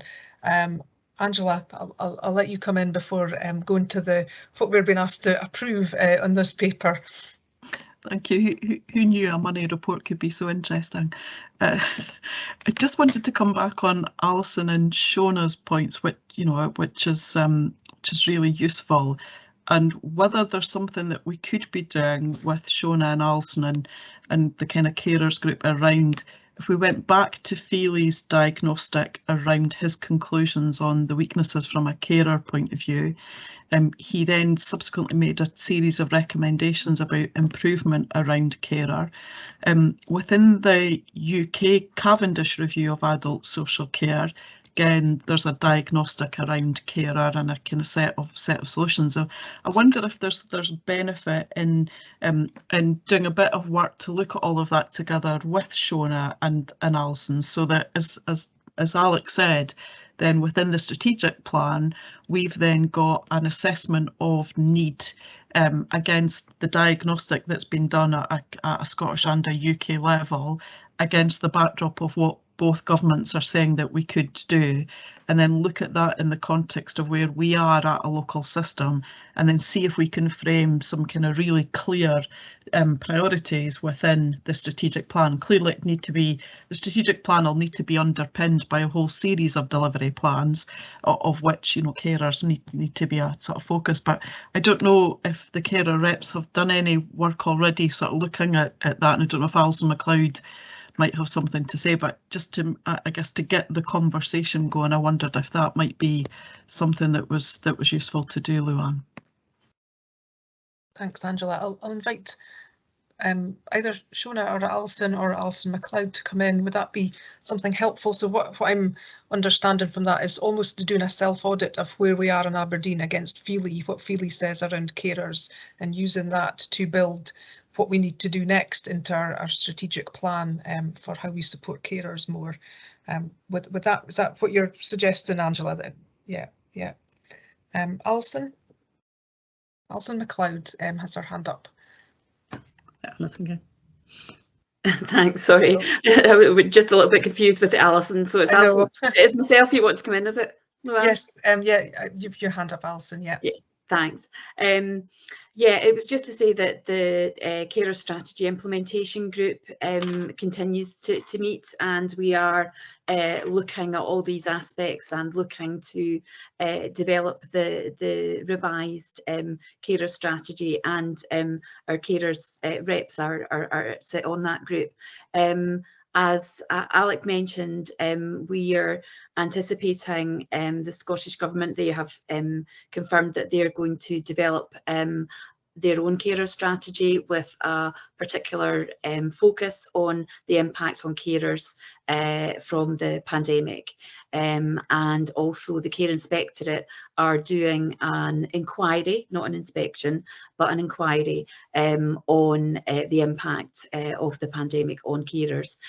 So that work is ongoing, and one of the reasons that we've suggested that our carer strategy is not produced until towards the end of the year is that we will take all of that information into account. The Cavendish review I'm not aware of, but we'll have a look at that as another aspect. But yeah, absolutely, the Feely report is around and about our thoughts and our conversations around about that. So we're expecting the detail of what we're proposing to do in terms of support for carers to come through our carer strategy. And yes, absolutely, there will be links to the strategic plan, but the strategic plan will have that high level statement in terms of our commitment to delivering that support, and the detail around about that will come through the carer strategy.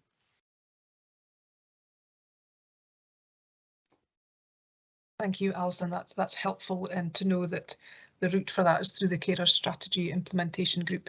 Shona, your hand's still up. Did you want to come back in on that point? Sorry, no, that's a legacy hand. That's okay. Alison Murray. Hi, yes. I know Alison and I have had discussions about the timing, how long it's taking to produce a carer strategy, and there's always a benefit of delaying it to bring in another document, but you can end up delaying it forever on that basis. But just coming back to what we're talking about now, which is a strategic plan, one of the initial thoughts was that the carer strategy would feed into the strategic plan, and that was a benefit of having done it for now, from last year. But we're obviously now got out of sync, it's going to be after the strategic plan. So I do think it's important that we do actually feed into the strategic plan as well as the carer strategy. Because if the carer strategy is only going to be produced after the plan, then we do need something which is going to be feeding into the strategic plan itself. Yeah, absolutely, Alison. And I think through the carer strategy implementation group, the work that's being done there, it sounds like will be really helpful for bringing that into the overall strategy, because the carer strategy isn't something that we want to have in a silo, but actually it's a key part of our wider strategic plan as well. So doing it this way around, I mean, there's pros and cons of both, but we are where we are with changes and with things being delayed. But I think the important thing is we get the right information from all the different reports that are around there, and build the best carer strategy we can, and the wider strategy that takes into account the needs of carers in our communities. Okay, so it sounds like that's the place the carer strategy implementation group will be doing that work and helping inform both our strategies over the next few months. So that's excellent. Okay, I'm going to draw this conversation to a close. I did not expect this item to take this long, but I'm really delighted and appreciate the conversation that we've had. So I'm very happy to have allowed that to carry on for as long as it has. But our recommendations are that we note the report in relation to the IJB budget and the information on areas of risk and management action that are contained, and that we approve the budget environments indicated in Appendix F. Are people content with that? We'll also capture in the minute that the wider discussion we've had with particularly looking at the need for clarity on our assessment of our needs, assessment of needs from a provider perspective, but also that wider population health assessment of need to include mental health, the impact on carers around COVID, and that we'll consider how best to bring that back to the IJB, but it may well be that a number of seminars happen in advance of the draft strategy coming back. But what we're looking for is clarity on the need to help give us clarity on where we prioritise our strategic actions from that. Is that a fair summary, folks? Yeah, okay. Thanks everyone, great conversation. So it's now just after 11:30. I did say we'd have a comfort break now. Are we okay just to take 5 minutes and come back at 11:42, if I've got my sums right, just to get a quick coffee, and we'll join in 5 minutes. Thank you.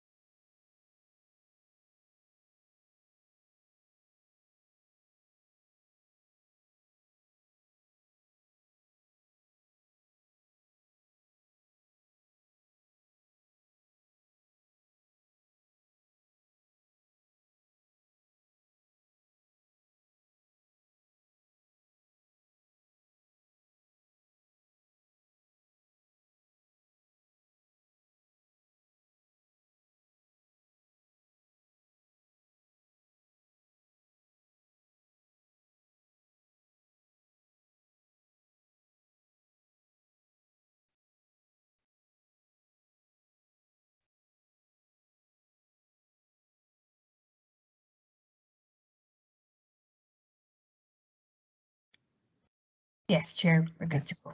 Great, thank you. Okay, so we'll now move on to item 5.2 on the agenda, which is the medium-term financial framework. Over to Alec again for this paper. Thank you, Chair. So thanks. I'm pleased to present the medium-term financial framework today, and it picks up from the work that we've done during our budget workshop as well. So the figures in here are very similar to what we discussed at that meeting. There are significant funds to be passported across to the IJBs for social care and to increase staffing levels in our community health services. And you know, the confirmation's been received that these funds will be passed across. As highlighted in the previous paper, we do expect to see a significant reserve materialise. Some of that reserve, or a good portion of that reserve, will be earmarked for specific purposes. So we will have things in there like PSIP, Action 15, alcohol and drugs and so on, that we will need to specifically earmark these funds for, but we were aware of that and we'll work our way through that. But there still will be some funds left for reinvestment during the financial year, and that's certainly something that picks up on our conversation earlier on today. As discussed, we are looking to put more detail into the strategic plan around about the actions, and I would see the money following that as well. So that's certainly something that we're thinking that we'll come back to the IJB in June with. The MTFF is not proposing any major changes to service delivery, although there will be some element of growth and in areas, so we're not looking at any service reductions per se. There is a small shortfall in the first year, and we're looking to cover that off by general efficiencies. The use of COVID funding, which I've highlighted already, I think will be available, and some of the additional costs we face are in relation to COVID. And if neither of these are available, then as a very, very last resort, there is the ability to use reserves, but I don't think that will happen based on the figures that we've provided just now. The leadership team objectives are included within the document and will become the focus for the next year, and I expect these to be aligned with the strategic plan. And should the strategic plan change, I've mentioned within the document that if the strategic plan changes, then we'll come back with or we'll realign the objectives or change objectives, so to speak. But I think the leadership team objectives will probably be enhanced on, but certainly those ones that are on there are things that need to be delivered. If there are major changes in the finances, I mean, we are dealing in unprecedented times, and some of the pressures and so on have been highlighted and can highlight are coming up quite quickly. So what we will do is, if we need to, following the creation of the strategic plan, then we can have another look at the MTFF in the June meeting as well. But as I say, once we see what's coming through there, then we can decide what we're going to do in relation to that.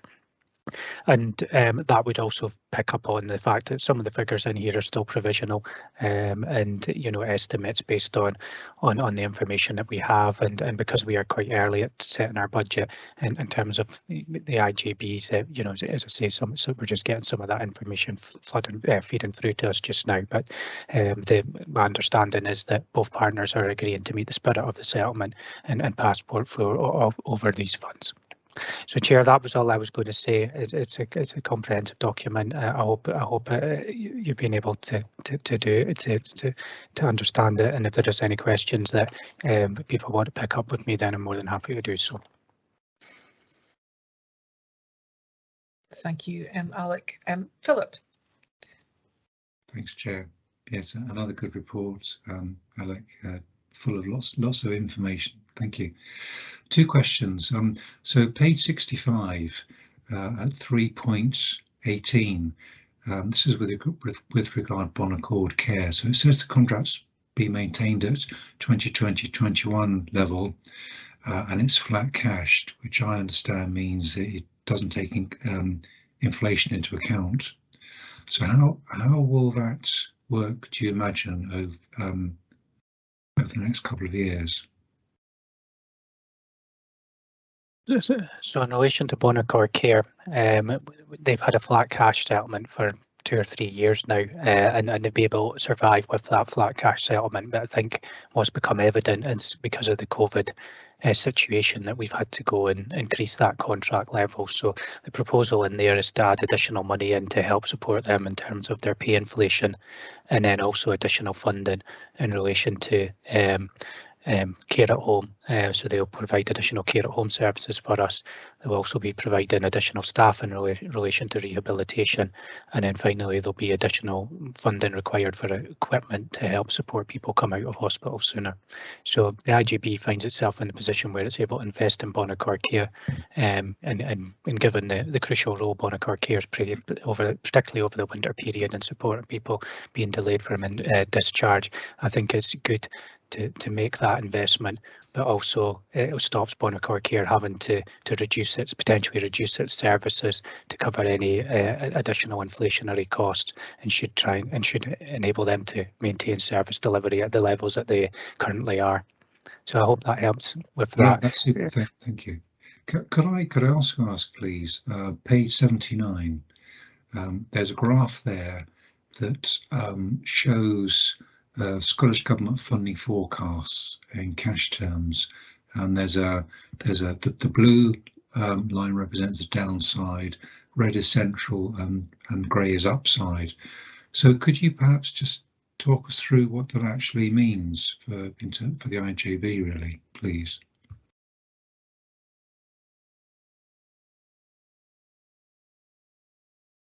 Sorry, I was trying to. I lost my mouse there. So what page was that? 79. Page 79. At the back, yeah.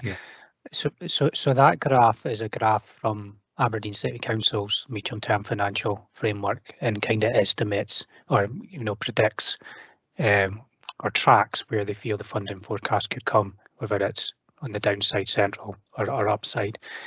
The way that may impact on the IJB is that if, for instance, I mean, it doesn't need to even depend on what side it's on, but because we're relying on Aberdeen City Council for funding, if they didn't have enough funding and decided to reduce the level of funding that they provided to the IJB, then that could have an implication on our services. So we put this in here to kind of show the position of the partners, and how that may impact even the other item that the IJB would need to be considering is to what level of protection would there be of these funds, and of the IJB funds, because within the last 5 or 6 years there has been some sort of element of protection to stop funds potentially being reduced, and in fact actually in most of those years additional funds have been passed through from the council to the IJB. But it gives you an idea that things across the whole public sector system are tight, particularly within the councils,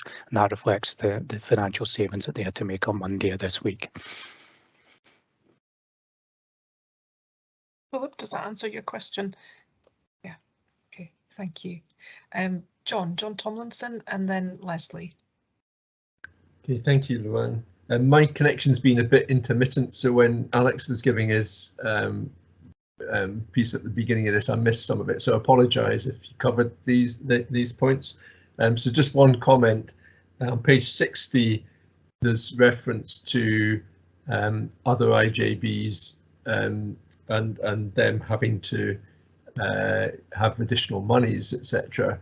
I think when we do the post-summer report, it would be interesting to hear a bit more about that, i.e. what we're doing well, because sustainability and funding going forward is going to be a key aspect. So it's just an ask for when that report comes forward to make that benchmarking link. My question is on page 64. Mental health, learning disability, underwriting it. I think what you're saying here is you're in conversations to seek that underwriting for a further year to March 23. Is that the case? And if we get that, or the expectation is that we'll get it, or what you're actually saying under there, should the position change? I'm not quite understanding that.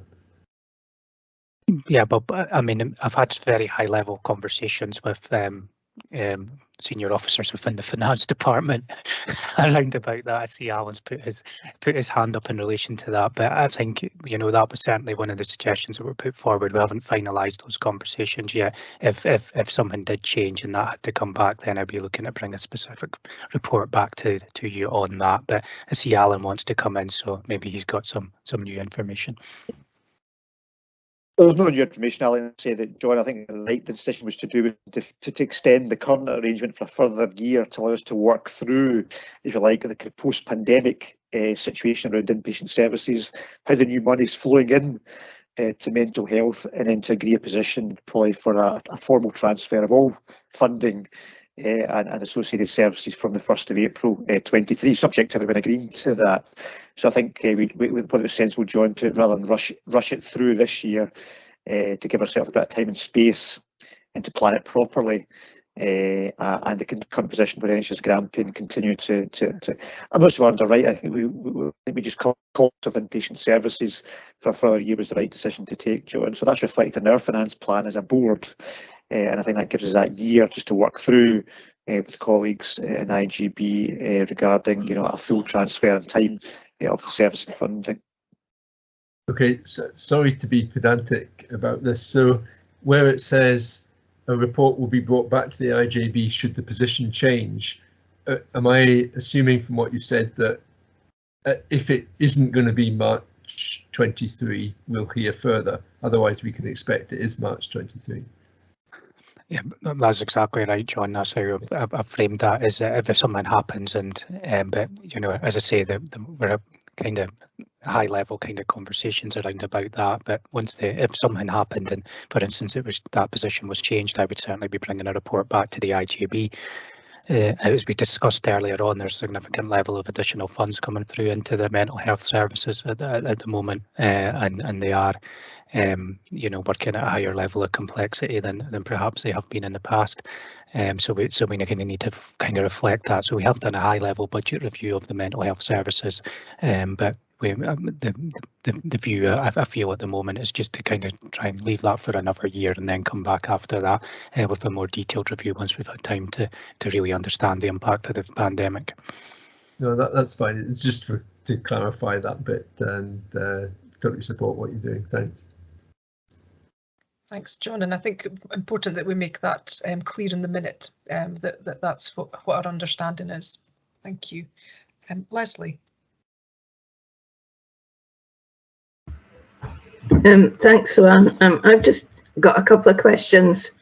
The first one about there's no, in page 63, you're talking about how there's no National Care Service set-up costs included, but if there were to be any costs identified, you know, like I suppose particularly after June, I'm assuming that would just come from, you know, a report would come back and there'd be reserves, is it, that would be identified to cover that?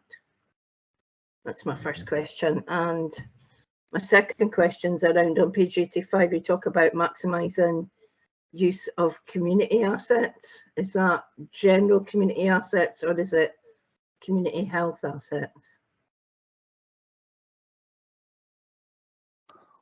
So I can answer the yeah. So we'll maybe do the last question first. So have you got the page number again, Leslie? Sorry, I just missed that. 85. 85.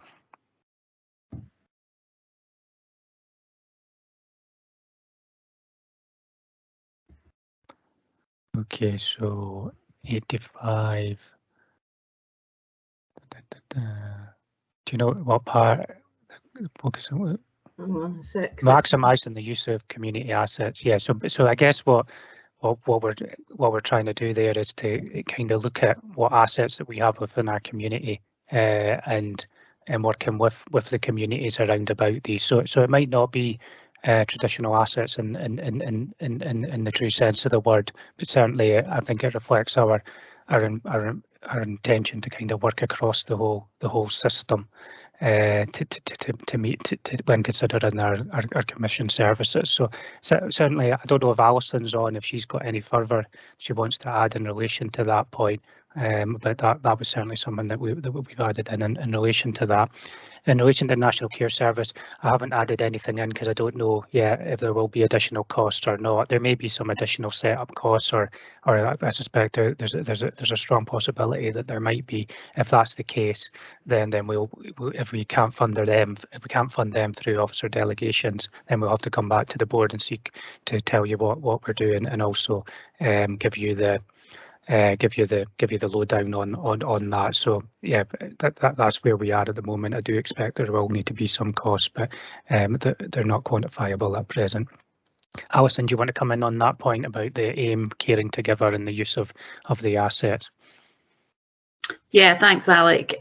Apologies, it may be a clumsy use of word, but when we refer to community assets, we mean people as well. So as Alec says, not traditional assets in terms of buildings and what have you, but basically it's that, you know, building up the capacity in the community, making use of community groups, expecting or hoping that the community will work with us to support their own health and the health and well-being of friends and family. So it's that type of general asset as opposed to a specific building. Hopefully that answers your question. Your questions, Leslie. It does. Unfortunately, I dropped out of the meeting, okay. So I've got the bit about community assets, but I didn't hear the answer to the first part. Okay, Alec, I'll bring you back in about the National Care Service. Sorry about that. No, that's fine. You can watch it again on YouTube for those of you who keep on dropping out. I think it's going to be on there for a fair while afterwards. But I think so the National Care Service, we don't actually know what the costs will be at the moment. I suspect there will be some setup costs and certainly some officer time that will need to be reflected in that. In terms of preparing for that and reviewing the information when it comes out. I think, as Angela said earlier on, there's a decision around about what we do, how we deal with that, whether we deal with it on a regional basis or an Aberdeen City basis. So there will be discussions about that over the next few months. If we can't deal with any of those costs under officers' delegated powers, then we'll come back to the IJB with the costs and a potential funding source. Thank you, Alec. That's fine. Thank you. I don't see any other hands up. Can I ask a question, Alex? What's just for a point for clarity? On page 95, it talks about set aside and it mentions a review process for all set aside services. Is that the SLA work that's been progressed, or is that something different? I just wanted to check.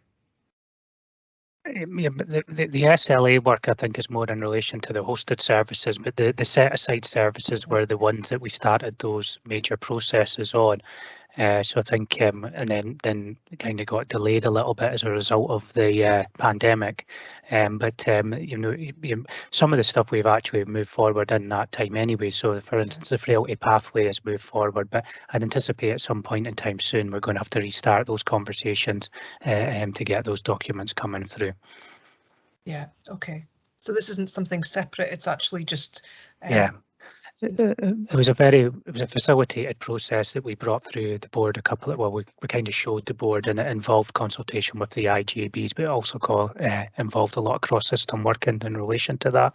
So I imagine that approach will need to be refreshed just to consider what the implications are on the set-aside budget as a result of the pandemic. Okay, thank you, Alec. That's helpful. Okay, I'm not seeing any other hands up, so I will go to the recommendations. I'm not going to read them all because there's lots of them, but it's on page 57 to 58 of the pack. We've got recommendations A right through to H. Are people content to agree and approve those recommendations? Yeah, I'm seeing thumbs up and nodding heads. Good. Thank you, and thanks, Alex. A really comprehensive report from you on that, much appreciated. Thank you. So we'll now move on then to the annual procurement work plan, item 5.3, and as if by magic, Neil Stevenson has appeared on the screen. It's amazing how this works. So as I said at the start, there are some parts of this report which we'll take in private, which relate to the financial details, but keen to have as much of our conversation in public as possible. I'll hand over to Neil to do a bit of an introduction and then open up for questions. And if your questions relate to specifics, if you can let us know that, and we can hold them and take that in private, but we're currently in the public session. Over to you, Neil. Thank you. Thank you, Chair. Good afternoon, everybody. Thank you for the time this morning. Yes, here to present our annual work plan. As you'll see with the work plan, we have a number of contracts we wish to extend for the coming year, and a few contracts we want to offer direct awards of new contracts too. A couple of highlights, Chair, from the report, I think for us, is the change at the training and skills development section, which is 3.5 in my report. And the change there really is that we had planned to take the work plan obviously to the January meeting, and we're going to be asking to sort of just give you an update on the work we were doing. Since we're now in March, we have actually completed the work with training and skills development, so you'll see there's an additional section in there which again, I apologize, didn't go out with the original consultation. It's just simply we hadn't done it, but now we have, so there's a new recommendation there. And 3.6 I think is important for committee. Previously we have never reported on the out of area contracts that we purchase every year. Currently there are 5 of these. And the reason we're doing it is because of the financial situation around those, where it is a considerable amount of money, and I think it's only fair that we're transparent in giving you that information. Approvals for those go to the chief officer under the governance, so we don't have to come to committee with them, but I think it's important that we do report on them so that you are aware of the expenditure there. The other thing maybe I'd want to note, which isn't really, but it kind of runs through the whole report, Chair, and that is about outcomes. We have been asked previously to report on outcomes and how that's going on. Obviously, we're having a change of lead commissioner with the Strategic Commissioning and Procurement Board, and I hope that we continue the discussions there when the new person is appointed, and we'll look to develop that. Within my team, we have made 2 decisions. First of all, we are going to publish a contract monitoring report on the just over 140 contracts that we currently have with the IJB, and that report will reflect issues like living wage, etc., community benefits, and hopefully something on carbon reduction. That report will be circulated, and I'll circulate it to you, Chair, and you can decide whether you want me to come and speak to it at a future meeting or whether you're happy just to have it circulated. But I think it's important we start to give that overall information wider to you as part of the whole outcomes for what happens to the money that you're spending here. And secondly, within our team, we have set a small task force to look at how we work with the services in getting more specific outcomes regarding the money that we're spending here. And that work is ongoing, but we will hopefully be able to report on that by the summertime. And then just to say, we will be adding an outcome section to our annual procurement report, which goes to obviously the wider from the whole procurement team, and we'll be adding that into the report to try and give again more transparency on the outcomes involved. I think that's me, Chair. Happy to field any questions, of course. Okay, thank you, Neil. That's a helpful overview, and would very much welcome that report on living wage and carbon emissions to come to us. Particularly very interested in that. Open that up now for questions or comments from people. No, I'm not seeing anyone's hands up. I have a question, but it's maybe more for I'm delighted to hear it, Chair. It's about the out of area placements. 2 things struck me about that. One is, well, what's the plan for looking at more local placements for people? But 2, that wouldn't be a savings necessarily for the partnership, I'm thinking, because there's still going to be the cost of whatever specialist care people need. So just to check that am I right in thinking that would be about actually quality of life for people and for their families as opposed to a financial benefit? But what is the plan for looking more locally? Yeah. Thank Okay. you. In terms of looking more locally, obviously I can't speak specifically to the individual cases, and the workers, I guess, are not here to do that. What I can say generally is that clearly those with lived experience and their families and so need to make those decisions that are right for them. It can involve sometimes, and as I say, only 5 at the moment who couldn't find their services here locally, and for whatever various reasons, I'm sure, and found those services elsewhere. Often, Chair, and not always, but often, it's also around perhaps an older person being closer to their family, who maybe is living in another part of the country, and there's some work done there to try and make sure that we meet those needs. So there's those aspects to it. They cover all different descriptions of care, so it's not only older people. And yeah, I'm not sure if that answers your question entirely. In terms of savings, some of the older people's services are almost certainly going to be under the National Care Home Contract rates, wherever they are, if they're in Scotland. So there shouldn't be any additional expenditure for us there. If they're not on the National Care Home Contract, yes, there could well be some additional expenditure. But as I said before, they all go through various processes before finally getting approved by the Chief Officer. So we are conscious that, we're always conscious of getting best value for our money, but we have to be also extremely cautious with the services that we're providing to the people in our communities. Thank you. Thanks, Neil. I see Alex got his hand up too. Do you want to come in on this point, Alec? Yeah, I think Neil's right. There's some of these out of area placements where it suits the individual better to be out of area because it's closer to family. There could be some of these placements with out of area where it actually suits the individual because they're not in the immediate locale. So there's stuff around about that. There could be things in relation to there where you couldn't provide such a specialist service locally. Therefore, there is some advantage. If that service is available out of area, then that's good. We have put on the leadership team objectives a review of complex care. And my feeling is that at that same time we would be reviewing the out of area placements as well to see how they could fit into any complex care service that we were looking at. It fits in with the recent report on coming home that's been published by the Scottish Government in relation to trying to get people with complex care needs out of hospital quicker. So certainly it's on the leadership team objective, something that we will look to review. The packages can be expensive and we've got out of area packages. I mean, we're seeing them on the council side here, but we've also got them on the NHS side as well. Thanks, Alec. That's helpful to know that they're in the mix for being looked at carefully and sensitively, of course. Thank you. I'm not seeing any more questions, so if there aren't any more questions from folk, Neil?